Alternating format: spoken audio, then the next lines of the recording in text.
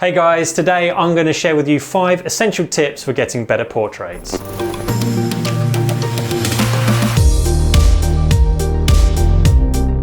Hello, thank you for joining me. If you're wondering who the hell is this guy, why should I pay attention to him? Well, my name's Tom Calton. I'm a professional portrait photographer based in the UK. I've been a professional and been earning money full-time with my camera for the past 12 years, and I've specialised in portraiture and wedding photography. I've already rambled on far too long, so let's get straight into the tips.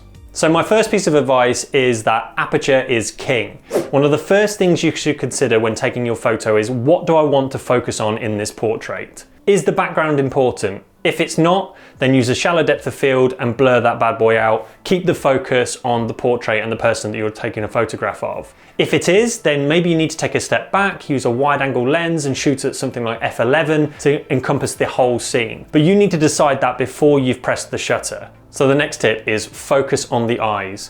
When you talk to somebody, it's usually the eyes you're looking at. You're probably looking at my eyes right now. You probably didn't even realize you were doing it, but that's what we do as humans. When we interact, we look at people's eyes. So when you focus using your camera, you want to make sure that you're focusing on the eyes, not on the tip of the nose, not on the eyelashes, on the eyes where possible. That becomes even more important when you're using a shallow depth of field, because if you get the focus wrong and you end up focusing on the tip of the nose, it's probably going to throw the rest of your portrait into a soft blur. So be sure to set your AF point over the eye and check critical focus on the back of your camera before continuing on. Also, make sure that you use technology to your advantage. Back when I started taking photos on my first DSLR, I had about 8 AF points to pick from. They were all clustered in the middle of the frame. Nowadays, technology has increased so much that you can pretty much focus anywhere within the frame, which is amazing. And also we have technology like IAF, which allows the camera to pick out the eye and focus on the eye of a portrait without you even having to do anything. So use that to your advantage. It means that you can then spend more time focusing on the rest of the frame and getting composition right to improve your portraits.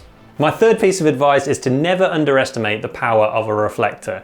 They cost next to nothing. You can pick them up off Amazon or eBay, and essentially what they allow you to do is to reflect the sun's light off the reflector and then bounce it onto the subject. Quite a lot of reflectors are like 3-in-1 or 5-in-1 and give you different colors. So typically there's a white reflector, you get gold, silver, sometimes you get black, which is technically a deflector, which deflects light away from it, but that's a different conversation. And you also sometimes get a shoot through sort of texture that you can hold up against the sun and it acts a bit like a softbox. Focal length is important. It's one thing I wish somebody had told me right from the start. I didn't really understand focal length and I just used my kit lens and was shooting all over the place for portraits, and I couldn't quite work out why my photos didn't look as good as the professionals. So you want to make sure that for most portraits you're using a focal length of 50mm or longer in most cases.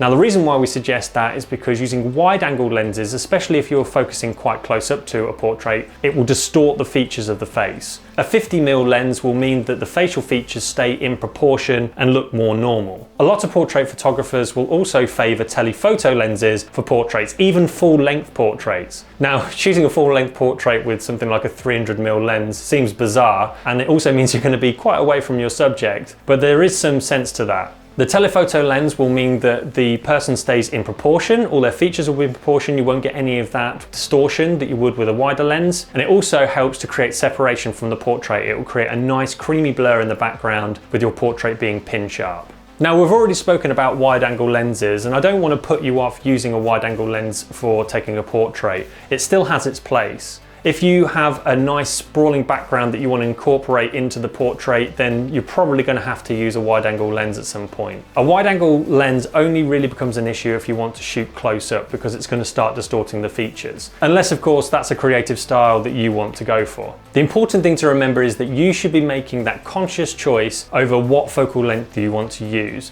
Don't just pick up any old lens and start shooting. Actually think about what result you're trying to achieve and pick the focal length accordingly. My final tip is about planning.